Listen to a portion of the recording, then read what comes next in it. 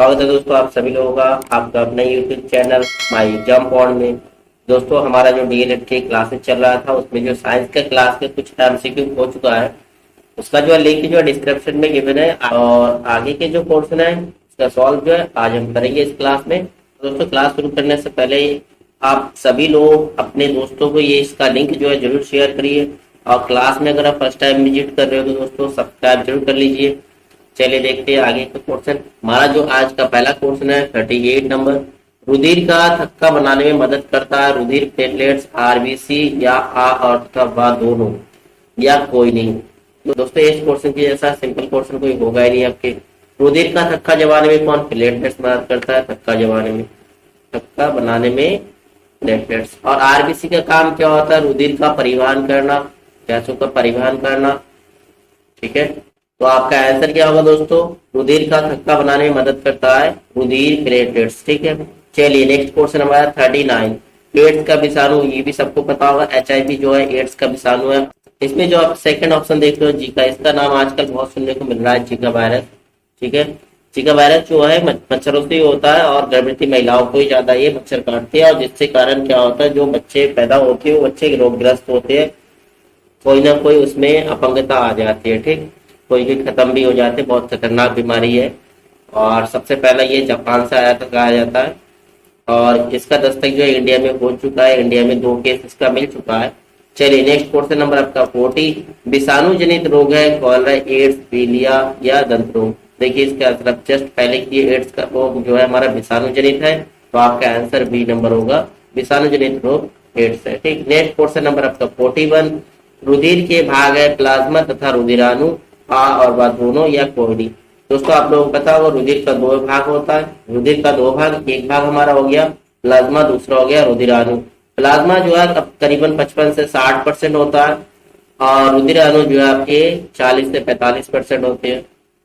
और रुधिराणु का आपका फिर 3 टुकड़ा हो जाता है, आपका एक होता है आरबीसी, एक होता है डब्ल्यूबीसी और थर्ड आपके होता है प्लेटलेट्स। ठीक है, ठीक है, ये आरबीसी लाल रुधिर कणिका है, डब्ल्यूबीसी श्वेत रुधिर कणिका है और प्लेटलेट्स। ठीक, और ये प्लाज्मा में आपके 60% दिख रहा है, इसमें लगभग 90% तो आपकी क्या होता है, वाटर होता है, जल होता है।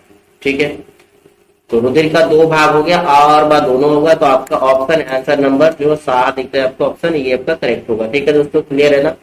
चलिए नेक्स्ट क्वेश्चन देखते हैं, क्वेश्चन नंबर आपका 42, ऑक्सीजन वाहक होता है हीमोग्लोबिन का, रुधिर प्लेटलेट्स का या आवा दोनों। दोस्तों ऑक्सीजन का वाहक जो होता है हीमोग्लोबिन होता है। हीमोग्लोबिन कहाँ होता है दोस्तों? आरबीसी में हीमोग्लोबिन प्रेजेंट होता है। ठीक,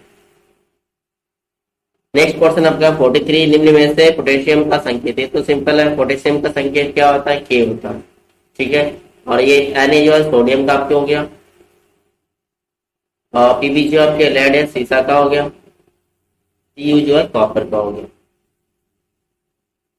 ठीक है, चलिए नेक्स्ट क्वेश्चन आपका 44, कॉपर का आयस क्या है? क्यूप्राइट, कॉपर ग्लास या कॉपर पायराइड। ये सभी जो है कॉपर का आयस क्या आपको दिख रहा है, कॉपर का आयस का, ये तीनों होगा।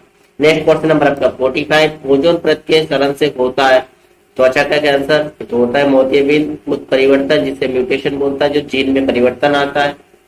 और ये सभी जो बीमारी है ये ओजोन के परत के या ओजोन के लेयर के जो डिप्रेशन हो रहा है इस कारण ही ये बीमारी होती है। ठीक, नेक्स्ट क्वेश्चन हमारा 46, पराबैंगनी किरणों को रोकती है ओजोन परत, ग्रीन हाउस गैस। ये भी आपको पता होगा, पराबैंगनी किरणें यानी कि अल्ट्रावायलेट रे को कौन रोकते हैं? ओजोन परत रोकते हैं। ठीक है, ओजोन लेयर जो होता है अल्ट्रावायलेट रे को रोकती है।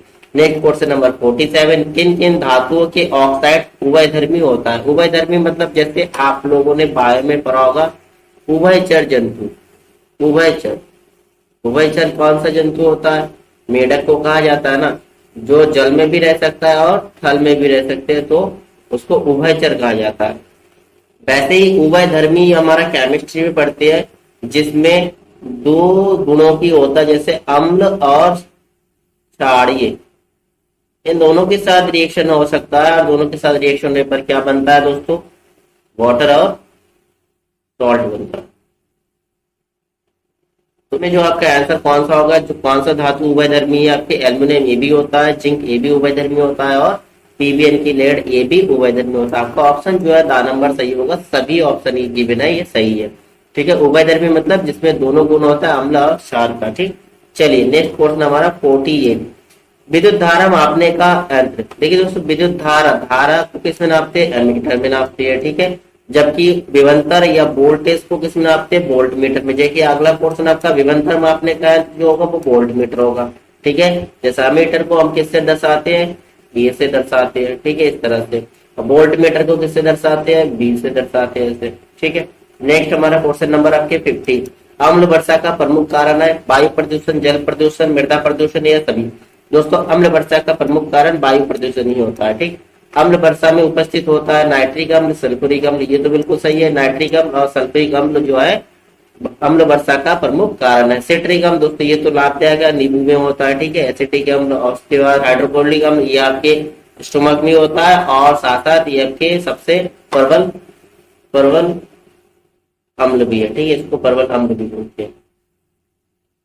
लेकिन आपके अम्ल वर्षा की बात करें उसमें नाइट्रिक अम्ल और सल्फ्यूरिक अम्ल ही होता है। ठीक, नेक्स्ट क्वेश्चन नंबर आपका 52, ये बहुत इंपॉर्टेंट है और आपकी जो है कि कंपटीशन टेबल में भी ये क्वेश्चन बहुत आता है। भोपाल त्रसदी जो हुआ था, भोपाल गैस त्रसदी हुआ था, उसमें कौन सा गैस का रिसाव हुआ था, उसमें जो है मिथाइल आइसोसाइनाइड गैस रिसाव हुआ था। बहुत इंपॉर्टेंट, आपको ये क्वेश्चन याद रखना ही चाहिए कि सुपर टेट में भी इस टाइप का क्वेश्चन आता है। नेक्स्ट क्वेश्चन नंबर आपका 53, ताजमहल के दिन प्रतिदिन जो है भद्दा होने का कारण, ये तो पता होगा, अम्ल वर्षा मेनली क्या होता है, अम्ल वर्षा इसमें कारण है, जिसके कारण उसका रंग जो है बदलने लगे है। ठीक है, दिन ब दिन क्या होने लगे, भद्दा होने लगे। नेक्स्ट क्वेश्चन आपका 54, ग्रीन हाउस गैस कौन कौन सी है। देखिए दोस्तों, hydrogen, methane, carbon dioxide, nitrous oxide, ये पहला ऑप्शन ही आपका होगा, ये ग्रीन होगा। आपका आंसर क्या होगा, मेथेन, कार्बन डाइऑक्साइड और नाइट्रस ऑक्साइड जो ग्रीन हाउस गैस है जो ग्लोबल वार्मिंग करता है। ठीक, नेक्स्ट क्वेश्चन आपका 55, ग्रीन हाउस प्रभाव का कारण है वायु प्रदूषण, जल प्रदूषण, मृदा प्रदूषण। दोस्तों, अगर ग्लोबल वार्मिंग की बात करें, ग्रीन हाउस गैस इफेक्ट जो करता है वायु प्रदूषण करता है, कि जल प्रदूषण और मृदा प्रदूषण। नेक्स्ट आपका 56 नंबर, देखिए इसी से रिलेटेड है। ग्लोबल वार्मिंग का अर्थ है पृथ्वी का गर्म होना, पृथ्वी का ठंडा होना। अभी मैंने बताया पृथ्वी का गर्म होना जो वायु प्रदूषण के कारण होता है। नेक्स्ट क्वेश्चन नंबर आपका 57, ग्लोबल वार्मिंग के कारण उत्तरी ध्रुव की बर्फ पिघल जाती है, दक्षिण ध्रुव की बर्फ पिघल जाती है। भाई जब पृथ्वी गर्म हो जाएंगे ना, ग्लोबल वार्मिंग से क्या होता है, पृथ्वी गर्म होती है। और पृथ्वी गर्म होने के मतलब चाहे उत्तरी ध्रुव की बात करो चाहे दक्षिण ध्रुव की बात करो, बर्फ तो पिघल ही जाएगी ना। तो आपका ऑप्शन जो है 7 नंबर होगा, दोनों। ठीक, नेक्स्ट क्वेश्चन नंबर आपका 58, ओजोन परत को कहते हैं जीवन रक्षक परत, जीवन विनाशक परत। दोस्तों सिंपल सी है, ओजोन परत जो है जीवन रक्षक परत है, जो हमें अल्ट्रावायलेट रेस से बचाते हैं। ठीक है, जैसे बहुत सारी बीमारी हो सकती है, अभी हमने पढ़ा, जैसे त्वचा का कैंसर हो सकता है, मोतियाबिंद हो सकता है, ठीक, म्यूटेशन हो सकता है।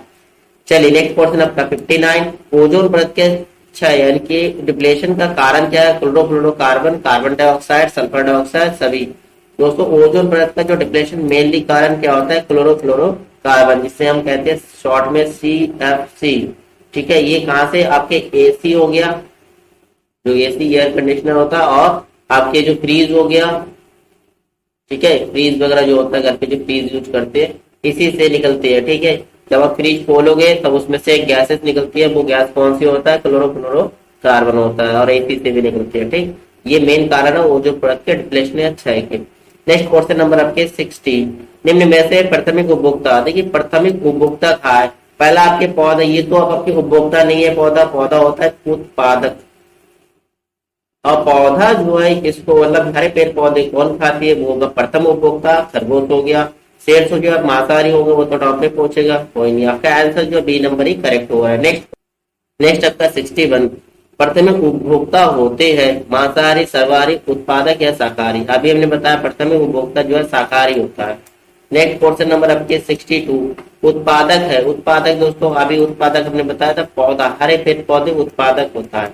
नेक्स्ट क्वेश्चन द्वितीयक उपभोक्ता, द्वितीयक उपभोक्ता कौन होगा, हरे पेड़ पौधे जो है उत्पादक हो गया। देखिए हरे पेड़ पौधे अब क्या हो गया, हरे पेड़ पौधे जो हो गया ये आपके उत्पादक हो गया।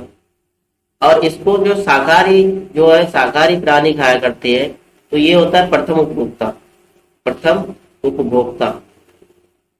और शाकाहारी प्राणी को खाने वाले कौन हो सकते, मांसाहारी या फिर सर्वाहारी। तो ये हमारा द्वितीय उपभोक्ता होगा।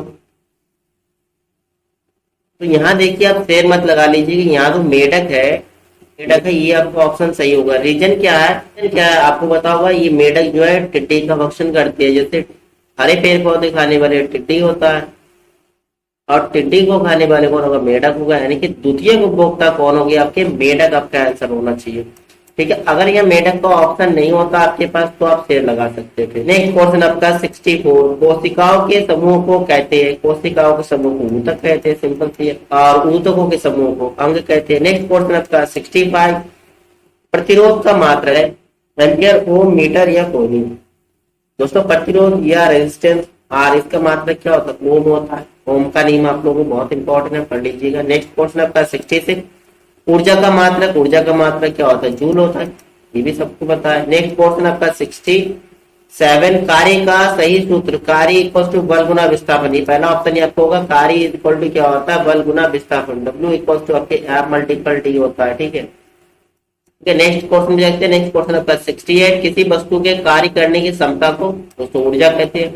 नेक्स्ट क्वेश्चन आपका 69, एकांक आवेश बटे समय किसका सूत्र है, आवेश बटे समय। देखिए आवेश बटे समय की बात कर रहे हैं, और आवेश को हम लिख सकते हैं Q, और यहाँ होता है T। मैंने एक फार्मूला आप लोगों को बताया था पिछले वीडियो में, Q equals to it, Q it. ठीक है, तो इट यहाँ पर ये देखिए ये P अगर इसके साथ हम मल्टीप्लाई करेंगे I का, तो Q इक्वल टू इट हो रहा है। यानी कि हमारा I पर क्या होता है, एम्पियर या धारा। तो आपका ऑप्शन जो है ए वाला करेक्ट होगा, विद्युत धारा बराबर क्या होगा, आवेश बटे समय। ठीक है, नेक्स्ट क्वेश्चन आपका 70, ऊर्जा का सबसे महत्वपूर्ण स्रोत कौन सा होता है, भाई सूर्य होता है ऊर्जा का सबसे महत्वपूर्ण स्रोत। नेक्स्ट क्वेश्चन है 71, निम्न में से कौन जल में घुलनशील विटामिन है, A B C, A D E के या कोई नहीं। देखिए आपको तो एक चीज पता होगा कि जैसे आपके संतरे हो गए, नींबू हो गए, उसमें विटामिन सी होता है, सी होता है विटामिन। तो सी वाला ऑप्शन आपके यही दिख रहा है। ठीक है, क्योंकि आपके नींबू या फिर आपके संतरा वो तो आपके पानी जैसा ही होता है ना, तो जल में घुलनशील आपका ऑप्शन तो यही आएगा। बाकी जो ए डी ई के रहेगा ये तो आपके वसा में घुलनशील होगा। ठीक है, ए डी ई के हेडेक ऐसे लर्न कर सकते हैं। बी और सी जो आप वो आपके जल में घुलनशील, ध्यान रखिए बहुत इंपॉर्टेंट क्वेश्चन है। आप अगर आगे भी कोई कंपटीशन में बैठते हो तो इस टाइप के क्वेश्चन आपको देखने मिलते हैं, अच्छे क्वेश्चन है ये। ठीक, नेक्स्ट क्वेश्चन 72, निम्न में से कौन सा वसा में घुलनशील। अभी मैंने बताया हेडेक, ए डी ई के ध्यान रखिए ये वसा में घुलनशील है, जबकि बी सी हमारा जल में घुलनशील। नेक्स्ट लास्ट का हमारा 73 नंबर, स्कर्वी रोग की पहचान कैसे करते हैं, मसूद को पता होगा। स्कर्वी रोग जो विटामिन सी की कमी से होता है, किससे, विटामिन सी की कमी से होता है। क्या होता है, मसूरों से रक्तस्राव होने लगता है। ठीक है, वो आपके स्कर्वी रोग से होता है। ठीक, वैसे आप ध्यान रखिएगा विटामिन ए की कमी से क्या होता है, विटामिन ए से क्या होता है आपके रतौंधी होता है, और विटामिन आपके बी की कमी से क्या होता है, कुछ है ना, ये ध्यान रखिएगा, ये बेरी बेरी रोग होता है। ठीक है, तो इस तरह से कुछ पॉइंट आप लर्न कर लीजिए, विटामिन की कमी से कौन सा बीमारी होता है आपके सिलेबस में है। ठीक है दोस्तों, तो ये था आज का हमारा क्लास। आप लोगों को कैसा लगा, उम्मीद है क्लास आपको अच्छा ही लगा होगा और आपके बेनिफिशियल है। आपके पेपर के पॉइंट ऑफ व्यू से सभी क्वेश्चन इंपॉर्टेंट है। तो दोस्तों लाइक और शेयर करना ना भूलिएगा। फिर मिलते हैं नेक्स्ट क्लास में। ठीक है दोस्तों, जय हिंद एंड थैंक यू दोस्तों।